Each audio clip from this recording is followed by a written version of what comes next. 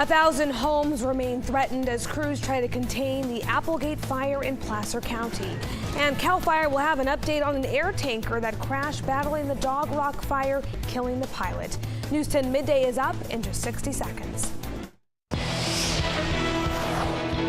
This is News 10 Midday. Welcome to News 10 Midday on this Friday, October 10th. I'm Kiba Arnold. We start this midday with the firefight happening in Placer County. We have team coverage for you on the Applegate fire. Patrick Walker is in Auburn on the front lines as crews there battle the Applegate fire. Rob Carlmark is in the Weather Center monitoring the possible dry conditions crews could face, also hampering containment efforts out there. Let's start with Patrick, though. Patrick, you were there in Auburn at the fire camp. What are crews doing right now? Are they ready for another long day?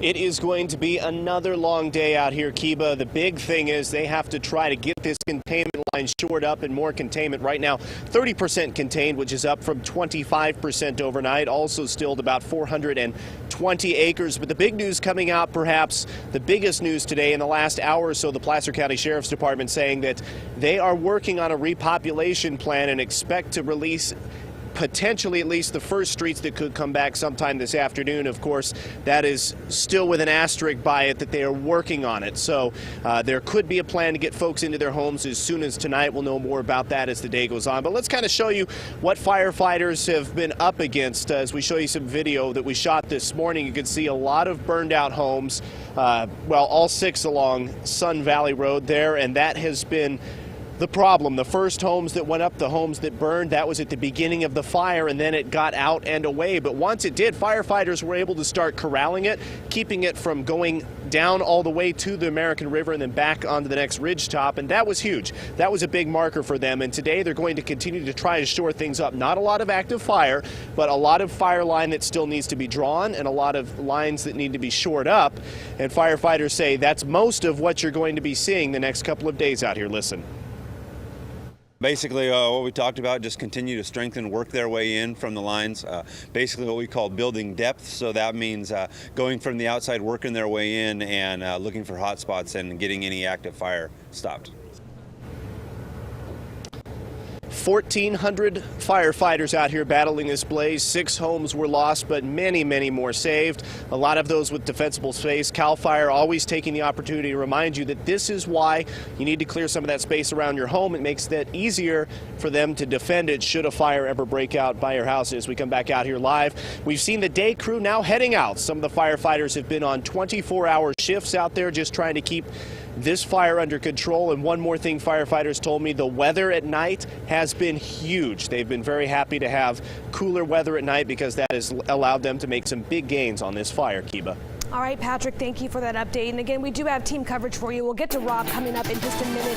But first, we want to turn to a developing story regarding the Dog Rock fire. CAL FIRE is now holding a press conference on the status of the air tanker fleet that crashed battling the Dog Rock fire. This killed the pilot. Let's go ahead and listen into this press conference. Airbase personnel will resume their routine daily safety inspections and will be permitted to resume normal flight activities. I again want to thank all of our pilots for their patience while we awaited word of any potential safety issues with these airframes. We will continue our commitment to support individuals who may not feel ready to re-engage and encourage all pilots to take whatever precautions they feel necessary for their flight safety as we stand up these resources in support of CAL FIRE's mission.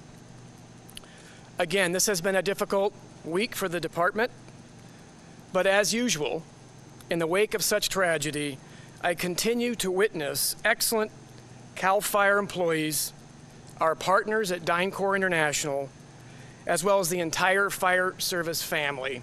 And in particular, I want to thank Yosemite National Park and their staff for what they have done for the department and our pilot Craig this week.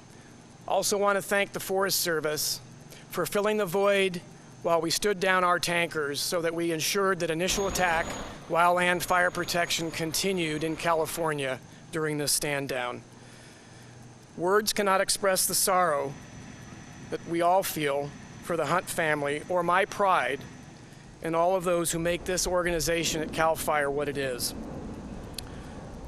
We will continue our preparations to lay Craig to rest with the honor befitting one who sacrificed his life to protect the lives of others.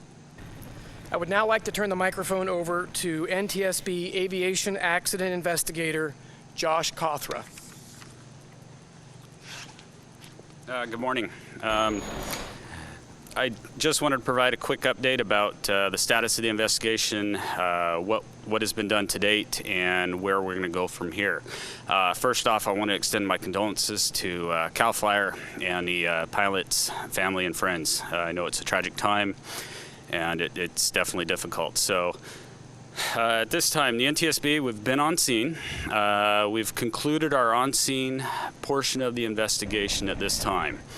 Part of it was doing aerial recon on Wednesday, and then we were actually to get boots on the ground yesterday after everything was safe to do so.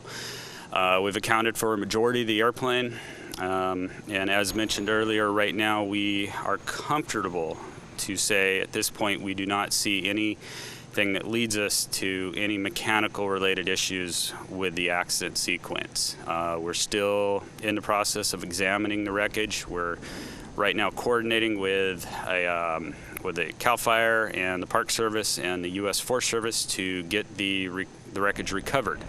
Right now we do not know a timeline yet on that, just because it is still an active fire zone and there is active firefighting being done in the area, so it's probably going to be recovered once the fire operations have been ceased in that area. So at that point, I want to provide a little bit of a timeline about what to expect.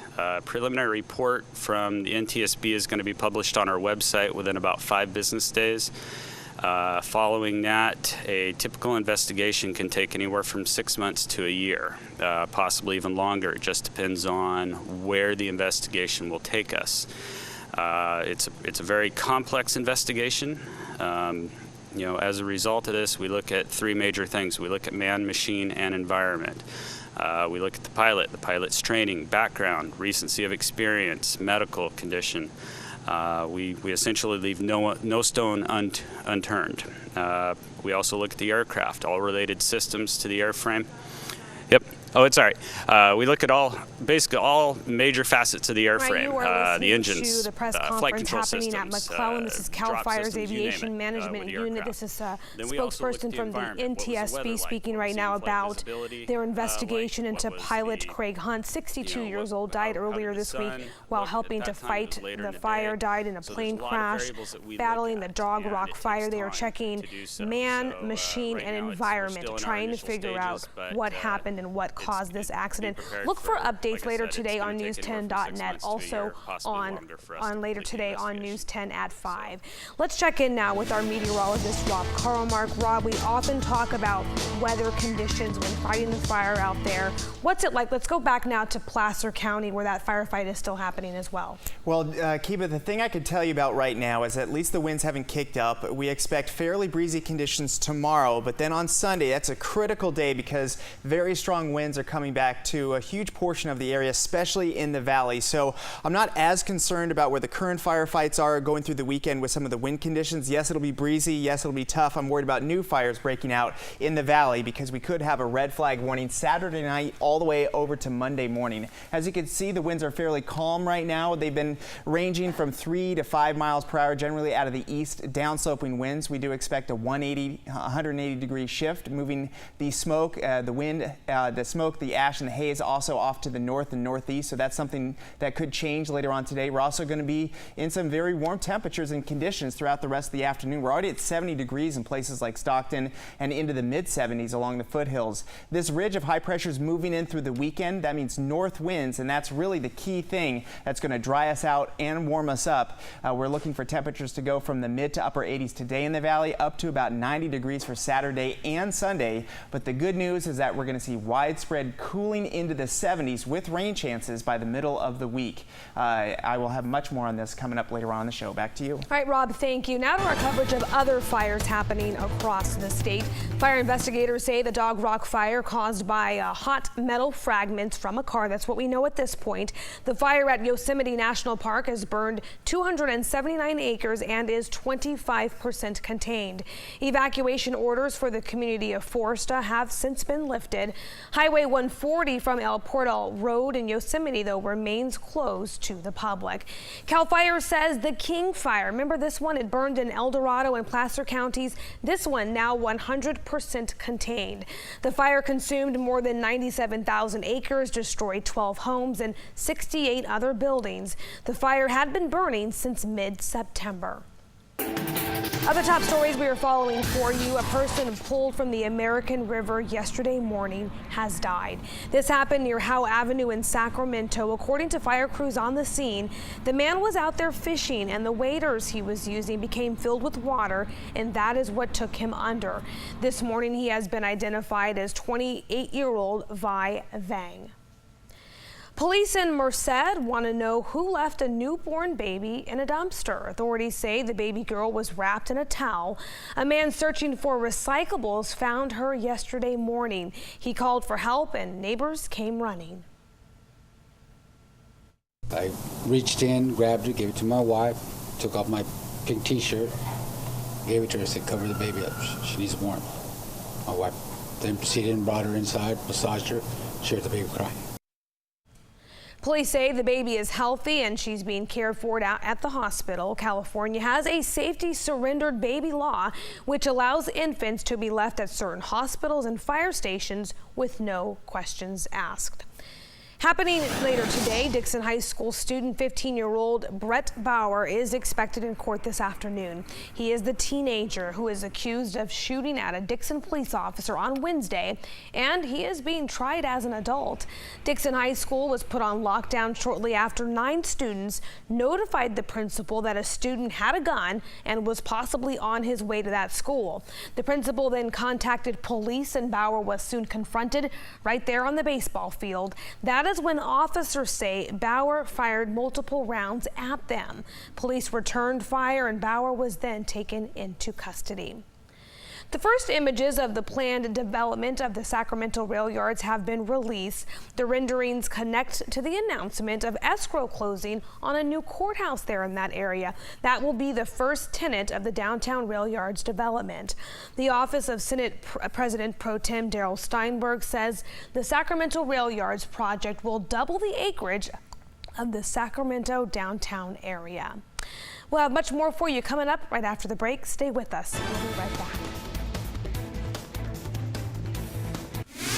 Now to the latest on the Ebola outbreak. After the first confirmed case of Ebola hit American soil, the virus has caused problems at a number of airports since. Security measures such as infrared thermometers are already being used to check travelers leaving Liberia, Guinea, and Sierra Leone. 5 major airports will soon do the checks, including New York's JFK. However, JFK will implement the measures this weekend. Several airports in Canada are also checking travelers, but experts say it is not a be-all solution. You don't catch everyone. You catch the people who are frankly ill, and the people who are infected but aren't ill can still get through the gate.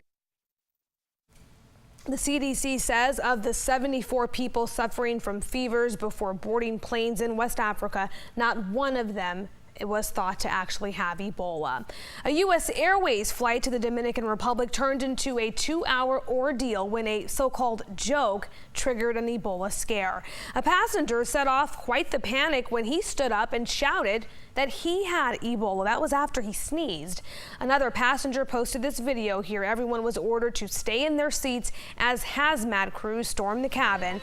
The flight from Philadelphia was checked. It was cleared, but passengers were stuck on that plane for at least 2 hours. It is not known, though, what happened to that man who caused this ordeal. The U.S. military is helping battle the Ebola fight in West Africa. President Obama has 4,000 troops. They are packed and ready to roll out and help with medical care. The goal to help stop the outbreak that has taken the lives of thousands. We were brought in to provide our unique capabilities and fill the gaps. The United States military, the Department of Defense, is here to see this mission through. However long it takes. For however long it takes. A special facility was built in Monrovia, which will be a place specifically for health workers that is overseen by U.S. government health teams. Some common symptoms of Ebola include fever, severe headache and muscle pain, and also weakness. But more severe symptoms with the onset of that virus include diarrhea, vomiting, stomach pain, and loss of appetite. Anyone experiencing these symptoms, especially if you've just come from West Africa, should contact local health authorities right away. Now to some headlines from around the world we are following for you. Former Russian leader Mikhail Gorbachev is in the hospital. This is according to Russia's state-run agency. According to reports, Gorbachev says he is being monitored for an undisclosed illness. Russia's state-run media reports that he has previously received treatment for a severe form of diabetes. The 83-year-old is best known for his role in ending the Cold War. So just where exactly is Kim Jong-un these days? The mystery surrounding the North Korean leader deepened today after he apparently missed a ceremony paying tribute to his father and also his grandfather. Kim's name was not on the list of attendees at the ceremony, marking the 69th anniversary of the Workers' Party of North Korea. It is widely considered the most important North Korean national holiday, so it is a big wonder as to why he was not there. The state has only acknowledged Kim experiencing some sort of discomfort. There are reports that he's hurt his ankles. We've seen a lot of tapes of him limping pretty severely. You know, if Kim Jong-un has to be on crutches, that might be an image that North Korea doesn't want to show to the rest of the world. He has not been seen publicly since attending a concert with his wife. That was last month. Coming up on News 10 Midday, we'll come back here closer to home. Fall refusing to make an appearance as we look live outside their Stockton, the waterfront there. It's going to be another very warm, some might even call it hot weekend. Rob's forecast is straight ahead. All right, and welcome back. I just have to take a second to show my hometown pride. I grew up in Rancho Cucamonga. The president is in the area today because there's a lot of speculation that he is going to announce that there will be a new national monument, the San Gabriel National Monument. And why is this happening? Well, this is where I grew up. I grew up about half a mile away from this beautiful canyon called Cucamonga Canyon. And this is what it looks like now, folks. It's just been trashed, and hopefully there'll be some help. If it is a national monument, there'll be a lot of money and resources that can go to clean up this beautiful area that I call home. And that could be announced today, a new national monument in Southern California. Okay, this is what we're looking at weather-wise. We've got a big ridge of high pressure that's moving in, and that's going to change the scenario. You know, it was really hot last weekend. We're not looking at mid to upper 90s, but we are going to see an increase in the temperatures because of the north winds that are going to move in. The issue with this is that this is going to be a drying wind for us. So as you can see, this area shaded in brown, this is a fire weather watch now that could become a red flag warning by Saturday night through early Monday morning. We're talking about north winds consistently 20 miles an hour with some gusts up to 40 and possible single-digit humidity. So there is a huge fire risk for the valley on Saturday night all the way through Monday morning. Today we're going to see warm conditions, especially for this time of year. Mid to upper 80s for the foothills. For Tahoe, several days in the 70s, then cooling down into the low 60s by Tuesday with rain chances, because that's the next big change in the weather once we get past the weekend. Today is going to be a lot like yesterday. It's going to be dry, it's going to be sunny, it's going to be warm for this time of year. For example, the average high in Sacramento is 80 degrees. We're looking at mid to upper 80s. We're going to be warmer than that through the weekend with, again, a possible red flag warning on Sunday with temperatures close to 90 degrees. We see some cooling on Monday, but more broad scale cooling, a real big change in the weather. It's going to feel like fall with temperatures in the 70s by Tuesday with chances of rain all the way through Thursday. We will be right back.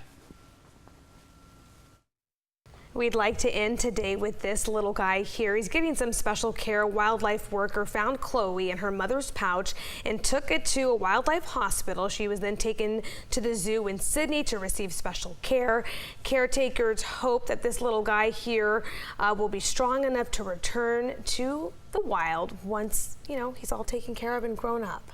I want a wombat now. Thanks for that. Isn't that cute? nothing cuter But than it's that. only cute from a distance, Yeah. Rob. You know that would be quite a mess to try to have this little guy as your pet. Right. All right, that is all. Make sure you keep up with news10.net throughout the day. See you back here for News 10 at 5. Have a good one. Still want a wombat. You still want one? Okay.